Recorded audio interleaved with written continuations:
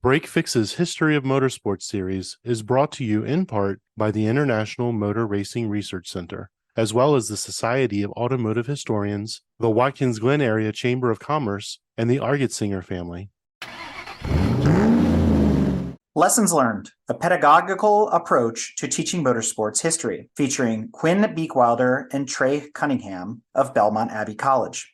Quinn Beekwilder is an assistant professor and coordinator of the motorsports management degree at Belmont Abbey College. Having come from a decade of working at Charlotte Motor Speedway, he wanted to give back to the motorsport program at Belmont Abbey that got him there in the first place. He has a unique perspective of being one of the first graduates of the program and is able to address concerns and direct the program for the greater benefit of current students. Motorsport history has always been a passion for Mr. Beekwilder. The approaches that he takes to the course are crafted to focus on the historical development of NASCAR while incorporating experimental activities to support the curriculum. The students refer to Mr. Beekwilder as the fast van driver.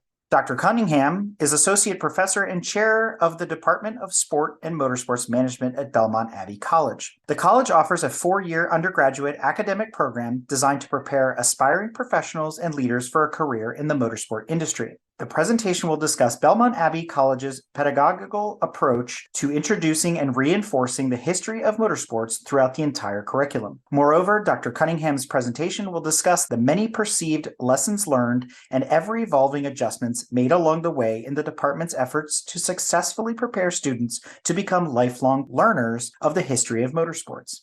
All right, folks, up next, Lessons Learned, a pedagogical approach to teaching motorsport history by Quinn Beekwilder and Trey Cunningham. Gentlemen. Thank you. My name is Trey Cunningham. I am the chair of Sport and Motorsport Management at Belmont Abbey College. This is my colleague, Quinn Beekwilder. He's our program coordinator for motorsport management. Quinn is actually an alum of our program and has spent 10 years at Charlotte Motor Speedway working through many ranks, and then we finally got him back. A little bit about Belmont Abbey. We are a liberal arts Benedictine Catholic college right outside of Charlotte, North Carolina. We have a Bachelor's of Arts degree in motorsport management. We currently have 40 students that are with us on campus for this program. In the fall, we are starting, pending SAC COC approval, our accrediting commission, we are starting an online MBA with a concentration in motorsport management. Our program specifically focuses on business management, communications, marketing, financial, and operation sides of motorsport industry. We do have a little bit of a history as well. We say our founding fathers of the program is super promoter Humpy Wheeler. His father has been associated with the school for a very long time, was a coach and athletic director at Belmont Abbey. The first course was called Racing Management in 2007, so we have been teaching classes for a little over 15 years, revolving around the business side of racing. We really got a nice break in promotion when the Wall Street Journal published an article referred to as the Grease Monks. Once again, we're a Benedictine college and owned by Benedictine monks. And that was published in October 2007, and so that gave us a lot of nice publicity to the start of the program. Several guiding principles, and I'm going to start with the middle one first, and that is to create and maintain a deep integration and connection with the motorsport industry. Obviously, we are located in Greater Charlotte. We consider Charlotte a great location and center for motorsports here in the United States and maybe even globally. We are continuously out trying to build and create these connections with the industry, much like the reason that we're here in Watkins Glen. The next one would be provide a sustainable experiential learning and networking opportunities for our students. We believe this is very important for them to get their foot in the door and have wonderful experiences, network with industry professionals, and learn from that standpoint. We require our students to do internships. Most of them do multiple internships at multiple locations in the Charlotte area or back home. And then lastly, we feel that it's deeply important to develop the entire student. It's guided by our faith as a Catholic college, and then obviously some of the Benedictine hallmarks of stewardship, community, and discipline. And this is where the history portion of the program comes in, is that we believe that the students should learn the history of the motorsport industry so that they are able to be good stewards as the industry has been handing over to them as well. So these are our guiding principles. Mr. Beekwilder will now talk to you a little bit about the actual classes that we have related to history. All right, thank you very much. I chose this quote here by Burt McIntosh, who was originally a photographer and early magazine producer in the early 1900s. The comment talks about a big, far-reaching sport that was just developing, and he knew it was going to be a constant source of delight, satisfaction, and pride to us all. And he was witnessing at the time the speed trials being held at Ormond Beach. And this is where it began. So how do we cover a sport that started in 1894 in 16 weeks? It's going to be tricky. As I usually tell my students, buckle up. We cover many different aspects of motorsports. I try to give an entire approach from the start all the way through up to last weekend's race. So really, I reach far back. I talk about the Gordon Bennett Cup, whose equivalent prize money would be around $2.3 million for winning. An absolutely astounding amount of money. The first time that motorsports was really threatened to be canceled, if you will. The Paris-Madrid race of 1903. You had 224 cars that entered. Within the first 350 miles, half the field was out, and unfortunately, 8 people were dead. The government of France steps in, stops the whole event, never even makes it to Spain. And it would be nearly 24 years, almost a quarter of a century, before the public road racing would come back again. The Mille Miglia would kind of picked up that torch. Italy kind of gets its rise to fame. A 1,000-mile race that saw the rise of Ferrari to greats like Nuvolari. The Targa Florio down in Sicily, having off and on running from 1906 all the way through 1977. Monaco, trying to entice people to come and visit this small little nation at the bottom of France. And the Germans not to be outdone, creating the Nürburgring, which you can still go for about $20 and drive on yourself today. These are the first great spectacles we talk about. But there are plenty of people that are involved in this. And so we move on to the drivers. But there are so many drivers out there. Who do we cover? Just a brief smitten of who we cover. Tazio Nuvolari, who I mentioned previously, with his impossible victory, with his underpowered Alfa Romeo versus the Germans in the 30s, and also a never-quit attitude. The story goes that he was qualifying for a race on motorcycles. He broke both his legs in qualifying, and the next day he had his mechanic strap him to the bike, and he went on to win the darn thing. That's a never-quit attitude. Juan Manuel Fangio, at the early day onset, as the first 5-time champ, really, of F1 racing, and still has the winningest percentage of an F1 driver. A.J. Foyt, an American driver, the only one to have ever won the Indy and Daytona 500s, Daytona and Le Mans 24 hours, and Sebring 12 hours. Mario Andretti goes from racing in dirt tracks in Pennsylvania to USAC to F1 championships, and then all the way to Pikes Peak. Louise Smith, the first lady of racing. The story goes that she was at the beach race in 48 and raced the family car and flipped the darn thing. Would go on to win multiple events in different formats. Michael Schumacher, the first 7-time champ. Ayrton Senna. Need I say more? And Lewis Hamilton, who still to this day has a 62% chance to podium every time he gets on to start. Even the other 7-time champ only had about a 50% chance to podium. A sampling of the drivers that we try to cover more in depth, obviously.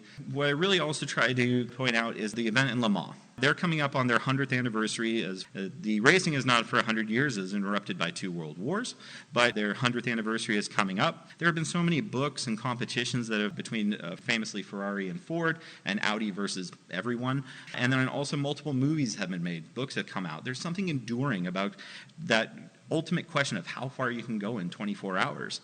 But it's also really important to touch on the fact that motorsports almost died again in the 55 Le Mans race, where Hawthorne driving his Jaguar pitted late, and unfortunately LeVay driving a Mercedes was launched into the crowd and killing 83-plus people. But the craziest part is the race continues. It was only 35 minutes into a 24-hour race, and it kept going. They're literally dealing with the folks there, and the racing still goes. Mercedes would eventually pull out at 2 a.m. and not return to motorsports until 1987. But these are the types of influential things that happened in one event. I mean, Switzerland still doesn't allow motorsport events because of this event. It's a really big, important event, but these tracks, these places that kind of have these hollowed ground, we go into tracks themselves. If we say things like Watkins Glen, Sebring, Circuit de la Sauve, Brooklands, Monaco, just the words and names themselves kind of conjure up images. But what is it about these places? Is it the surface they actually race on? Oswego even.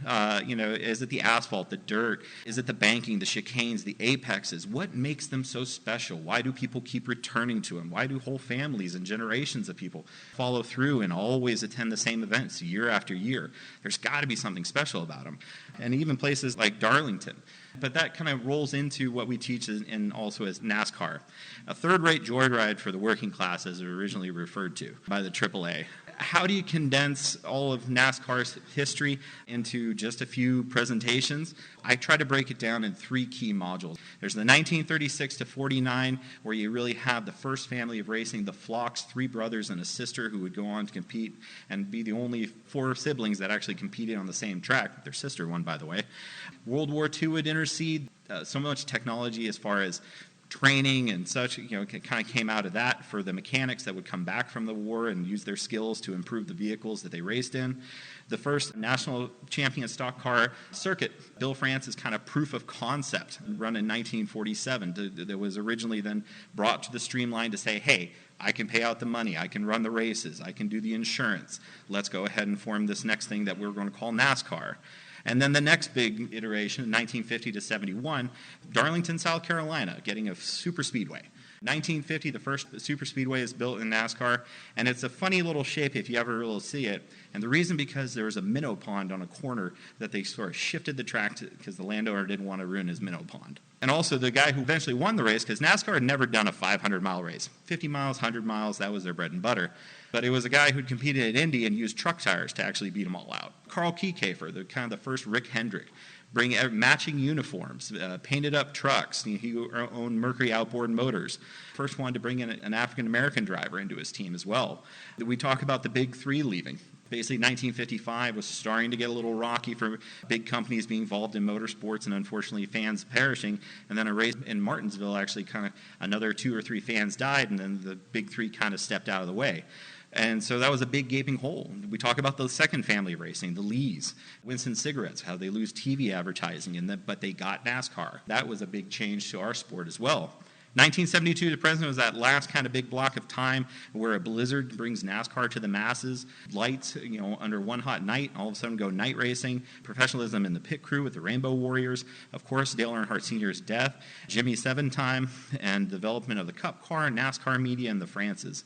These are some of the things we touch on to kind of cover the history. We go a little bit more in depth with NASCAR because that's kind of where we're at. We do also cover open wheel racing in our class. We mainly focus on the first Indy 500 and really the splits between AAA leaving, USAC forming, CART and USAC, CART IRL, Champ Car World Series, and then finally reunification in the Indy Car Series as it is today. We also try to ask the question, if they had stayed together throughout that entire time period, would they be more popular and kept a consistent fan base to be more popular than NASCAR is today? Or, because of all these splits and disunification, did that give NASCAR a chance to rise up and beat them out at their own game? For attention, that is. We also covered the NHRA, so all the impetus of what's happening on the West Coast, everything that kind of happened on the East Coast we just previously talked about, but really it was all this talent coming back from the wars, guys who had worked on planes and tanks and trucks, were now tinkering with old cars and making them go faster. Southern California Timing Associations formed around 1948. They hold their first land speed trials out in the Bonneville Salt Flats. C.J. Pappy Hart takes a spare side runway and creates the Santa Ana Drags. Wally Park sees all this. He had been involved with time trials, creates the NHRA, and they go racing. They had their first event in Pomona, and then they have their championship in the middle of everywhere, trying it in Great Bend, Kansas by 55. The safety safari, spreading this gospel of speed across the entire country. When all these places wanted to have that badge of NHRA and drag racing, they traveled to these locations and made sure that they qualified for the insurance coverages, made sure that things were safe. And of course, Darren Garlett and his funky rear engine. Who would have thought about that? I think he was tired of losing feet. So that's the type of history that we cover in our class in 16 weeks. I'm going to turn it a little bit over to Dr. Cunningham again. I don't think I could pass that final exam. You can tell the depth that Quinn does a wonderful job teaching these undergraduate students with this MM 200 class. Really the next question and the reason that we're here is, how do we reinforce these historical concepts throughout the rest of the entire curriculum? And so we wanted to go from instructivism to constructivism through several different methods, right? We use case studies. One of our adjunct instructors is Vice President of Communications and Marketing for Roush Fenway Keselowski. He was there during the Ryan Newman incident. And so Kevin brings some of those experiences back into the classroom and then also compares that to other historical events such as Ryan Newman's wreck several years ago. We rely very heavily on guest speakers. Many of the times they have topics related to history. Another one of our adjuncts is Matt Yoakum. He teaches our sport broadcasting class, and he brings in Pam Miller, Daryl Waltrip, a lot of very well-known names who come in and talk about the importance of motorsport history. We also do reflection papers and presentations that reflect back on where we are now, what they have seen in today's society in tracks, and how it was in the past. Before COVID, we did a little bit of travel, engaging of the senses, as I like to say, being there at the track, understanding what is taking place in the media center, many of those types of things. We did some networking, and we also tried to teach the students how important it was that they are needing to be able to adapt to change. However, during COVID, Quinn and I wouldn't say we were bored, but we were very anxious to move our program forward. And we came up with some ideas to go from a motorsport program 1.0 to motorsport program 2.0. We wanted to find a way to bring the history to life. We kind of wrote down some challenges. One was we wanted the students to recognize what makes something spectacle or entertaining so that people will spend money within the industry. Wanted to find ways to network with influencers outside of our normal bubble of Charlotte. We wanted the students to experience the endurance, the physical endurance, and the flexibility that is required to be a part of a weekend race, observe tracks during the operations, and most importantly, we wanted them to see the history that we taught them in the past. Then we wanted them to contrast that with how business models have evolved over time so that they're aware, they're the ones that are evolving future business models in their career. Here's the plan that we came up with. So I approached Trey toward the end of 21 saying we need to go to more races. And so I told him my idea for 1 to 2 races, and he said, you know what, let's make a class out of it. So we created MM390 Professional Development in Motorsport. We picked several events that we thought that were not as fully packed or as attended as other events would be. If we go to the Daytona 500, FaceTime with executives or people actually who would matter for their networking career for our students would be unavailable. But places like the 24-hour of a Rolex at Daytona, there's a lot more flexibility. Same thing with like the Indy race at Texas Motor Speedway and even the 4-wide nationals at ZMAX Dragway. And so that's what we did. We traveled. We created a class. We took 10 students, put them in vans, and we drove down to Florida. So we drove down to Florida. We met with George Levy, who runs the Motorsport Hall of Fame of America. Got a fantastic tour from him. And we mentioned that we were actually going to the North Turn Grill. And he said, you know what? I know someone who's doing a fantastic radio show called Legends of Racing by Buzz McKim. And said, why don't you guys head on down there and check it out?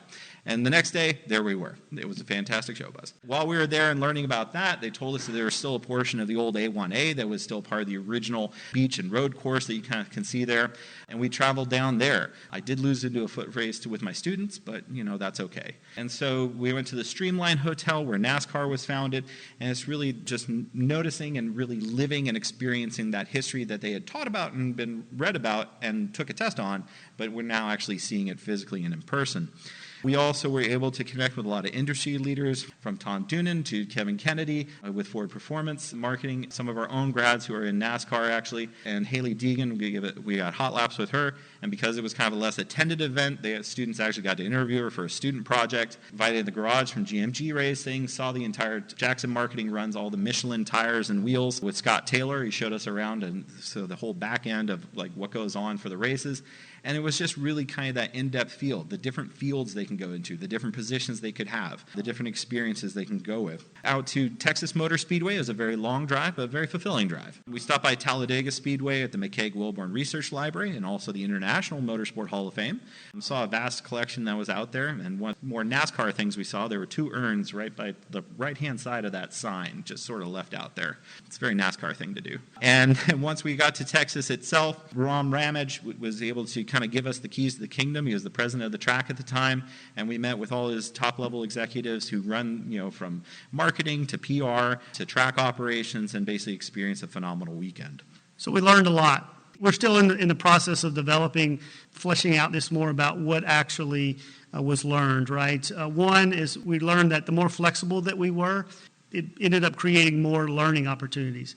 We had meetings set up at specific times throughout the specific events, and all of a sudden we'd get a text or a phone call saying, hey, I was supposed to meet you at 9 a.m., but I'm not available till 11:30. Okay, so how do we move 10 people around the pits? We needed to be very flexible. The students need to learn that because that's real life experience. We also realized that professionalism is now a priority. The first couple of events that we went to, students showed up in their, what they refer to as their vintage Mark Martin shirts. We then decided we're going to get all the students polos and jackets, and we're going to try to at least buy them some professionalism, buy them some confidence along the way. So when we showed up places, we looked a little bit like we belong there. So we're really instilling that professionalism within our students from day one. We totally reinvigorated our alumni. We had alumni that started seeing things on social media, alumni we didn't even know we had. They came out of the woodworks and have been very supportive. For example, Mike LaHada is the vice president of corporate sales at NASCAR in Daytona. He actually took time away from his day and gave us a personal tour of that area around the NASCAR building. We realized how important it was that building a family and a team atmosphere was. In cohesion, these students are going to be spending the rest of their lives in the industry, and no better networking and connection than their own classmates that they set 12 hours in a van with. We also realized that we needed to stop doing things with juniors and seniors and start focusing on the freshmen and sophomore. And so what we've been able to do is align all classes from the very first day that a student enters on campus to the day that they graduate. They all work and move together in many of those activities. And most importantly, the thing that we thought was going to be the most difficult actually became the easiest, and that was that industry professionals were more than willing to give their time, to give back, to give advice, to be flexible themselves, and it was quite the blessing in those events. We have a lot of other great things planned. Quinn and I truly believe that there's someone or several of you in this room that will help us bring our program to the next level. So we look forward over the next 2 days to speak to many of you, to hear your ideas on how we can move this forward. All right, that's the end of our presentation. Do we have any time for questions? How useful have you found the NASCAR Hall of Fame into helping you in your program? Oh, absolutely. The NASCAR Hall of Fame is in Charlotte. We take multiple trips there a year. One of the class that Quinn teaches, the MM200, History, Culture, and Philosophy of Sport, there's an annual trip for all of those students in the spring. And there's a lot of events that take place. I think just last week, the NASCAR championships were held at the Hall of Fame. Dale Jr. was there to present the award. The students were there, got the pictures with them. It was a great event. So we do utilize the NASCAR Hall of Fame. We're super blessed to have it so close. We utilize it as much as we possibly can. I have a quick question about the buy-in from your colleagues at the university. How hard a sell was this when you approached the university administration and said, we want to do a motorsports degree? It seems like, I know the institution where I teach, it would be them's fighting words to try and come up with that kind of a program. I'm just curious as to how smoothly things went for you folks. Super smooth. Once again, Humpy Wheeler was on our board of directors and 15 years ago and introduced that concept to our president, Dr. Thierfelder. Our administration doesn't know about a lot of this stuff, to be honest with you. But what a blessing. They trust that we're going to do what's right for the students. Overall, that as long as we're developing the whole student beyond just what's in the classroom, then we don't really have much kickback. And our provost was the former Board of Motorsport Management chair like myself. So we have a full support from top to bottom. I was just going to say, I wish this program had existed 50-some years ago. I used to have to cut classes to go to races. And now I could actually take it as a curriculum. Where were you guys back then? They do still cut classes. Every once in a while, I'll have to call a professor that's kind of questioning why they're missing so much. And I'll say, this is super important. This young lady is about to go meet Lynn St. James at the Women with Drive conference a couple of weeks ago. And I promise you, this could change the trajectory of her career. Could you please let her take that exam at another time? You've got a good groundwork. I'm very impressed, to be very honest about it. So where are you going to be going in the future, the expansions? What we're focusing on for the future is really kind of that re-engagement of the alumni, that we have a lot of success stories who are out there in industry already. I think there was a lack of reaching out to the alumni earlier, and so just re-engagement of them, kind of bringing them back in the program, and a focus more on that team building aspect so that once you graduate, those juniors, sophomores, and freshmen can reach out to you and then say, hey, I'd really like to come shadow you. I'd like to see what that experience is like, and create just a cycle of rinse and repeat, if you will. Emphasizing these early spring classes where we go on the trips, is really important to us to establish those networks and try to grow them, and then just solidify the foundation we're at and kind of keep growing from there. And the numbers are showing it. Our MBA with a concentration in motorsports will be fully online. So we're looking to expand with remote instructors as well as remote students as well. We'll see where that goes. Yeah. Do you have any involvement with the mechanical and restoration aspects, or do you leave that to other institutions? UNC Charlotte is right in our backyard, and they have a phenomenal engineering program. That's something that we're kind of not set up for. We don't have the facilities at all to teach engineering or to turn wrenches. We would like to, but it's really we're more focused on the soft skills rather than the hands-on skills. Although our students do have their own Lemons team that they run themselves. So whether the car makes it there or not is totally up to them. So you said you covered open wheel and circle track and a couple different asphalt cars, but you didn't say anything about dirt. Why don't you cover that, and do you think that limits your students? We do actually have a handful of actual people who race dirt themselves who come through our program. I did have to cut a little bit of my presentation short for time-wise. Do cover, the World of Outlaws is right in our backyard. Finals are this weekend, being run at Charlotte. We do love dirt too, but, as far as coming up northeast, that is definitely something that we can start including into, like talking about Oswego and Eldora. That's why it's difficult to cover motorsport history as a whole. You can have an entire semester dedicated to dirt in its various formats and racing. So it's not that we don't like dirt. We love dirt. I love taking a Q-tip and getting that mud out of my ears after an event. But, it's something we do briefly cover. Well, it sounds like initially the program was more based on the management side, but you're starting to delve more into exploring the history of racing. And I was curious, as far as job placement, do you have any type of figures as far as job placement, like what percentage of your graduates wind up landing positions in NASCAR, or if they're finding positions in other types of motorsports? And then finally, what are maybe one or two of the types of jobs that they're being hired to do? Because you mentioned UNC Charlotte, they have the technical school, the engineering school. You mentioned Mike Lahetta, great guy, one-year alumni, because he was at the NASCAR Hall of Fame before he went over to NASCAR. Are there more stories like Mike? Can you provide some more examples of the types of jobs and the amount of placement, percentage of placement you've had with the program? Yeah. When I was digging into the alumni, we did a alumni mixer and networking event last year as part of this professional development program the students put together, and basically combing through all the records and trying to figure out everyone through their LinkedIn pages and just trying to reach out and contact them. Roughly over 100 graduates or so in that time span, and about half are actually had made it to the industry, or were still in the industry, I should say. About 3/4 made it to the industry. Some spent a year or two, 3 years or so, then moved on to another job, but the majority seem to are still enjoying themselves. We've had graduates, one of the head managers at Victory Karting, which is a local karting establishment, and keeps that ongoing. We have other grads, Ian Moy, who's now over Penske's social media. He was Ryan Blaney's PR rep for multiple years, but he started out as an advisor at Belmont. A job hadn't opened up right then, but he stuck with it, kind of persevered through. Jordan Anderson is also one of our grads. He came from a dirt and late model type experience all the way through to now owning his own team. Morgan Overstreet was Chase Elliott's rep. She's now with Dirty Mo Media. Several folks over at Junior Motorsports as well. A lot of PR reps, a lot of social media reps, and actually the marketing director for Hoosier Tires is one of our grads. Taylor Hull, a professional drift racer, was one of our grads back in the day. And then also a lot have ended up at Charlotte, myself included. Spent 10 years there. Tom Vesey, who's in charge of operations, is also there. Gal down in PRN kind of runs their boards. It's a wide variety of grads all over the industry, but mostly on the soft skill sides. Hi, you mentioned 40 students in the program currently. What are you hoping to get, and how do the students find you? How do you promote the program? Because this is obviously a very unique niche? Yeah, that is the million-dollar question. Because it is so unique, it's hard to kind of go to Google Analytics and select college student motorsport management, let me spend my money.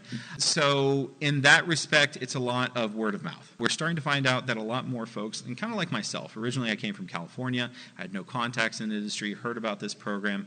You required three internships, and then you had these connections, and like, hey, I want to get into this industry that's very small and tight-knit. They have connections. That's probably how I should spend my money. And that is kind of a recurring theme. So we have people got 2 students from New Jersey, one from England, one from Vermont, some from Oregon and Arizona and, Michigan. And so people... One from the Finger Lakes? Yeah, one from the Finger Lakes, actually, just right up the road. All these experiences of, I really want to be in it. I know where I have to be to go to it. We always tell them we never guarantee them a job, but we give you the best chance of getting a job in the industry.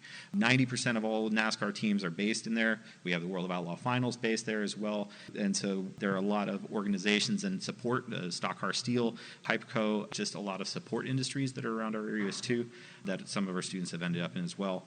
And as far as additional students, we'd love more, but we know that at some point there's going to be a larger cap. We can't have 100 people. How can we guarantee them jobs if 50 people are graduating to get in the industry? That's kind of probably unattainable. But currently, we just had a rise. We had 9 incoming last year, 15 this year, and so we're seeing our numbers definitely increase dramatically, and we're ready and willing to accept them and teach them. Thank you. All right. Thank you.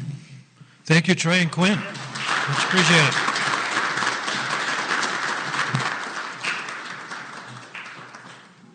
This episode is brought to you in part by the International Motor Racing Research Center. Its charter is to collect, share, and preserve the history of motorsports, spanning continents, eras, and race series. The center's collection embodies the speed, drama, and camaraderie of amateur and professional motor racing throughout the world. The center welcomes serious researchers and casual fans alike to share stories of race drivers, race series, and race cars captured on their shelves and walls and brought to life through a regular calendar of public lectures and special events. To learn more about the center, visit www.racingarchives.org. This episode is also brought to you by the Society of Automotive Historians. They encourage research into any aspect of automotive history. The SAH actively supports the compilation and preservation of papers, organizational records, print ephemera, and images to safeguard, as well as to broaden and deepen the understanding of motorized, wheeled land transportation through the modern age and into the future. For more information about the SAH, visit www.autohistory.org.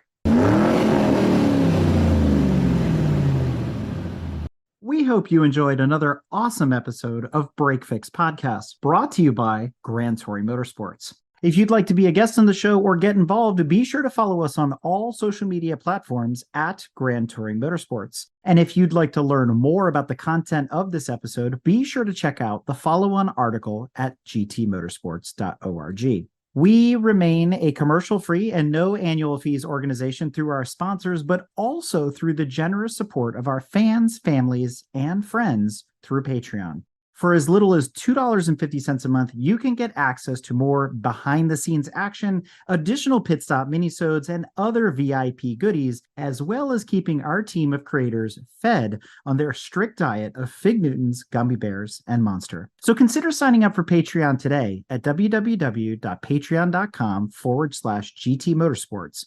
And remember, without you, none of this would be possible.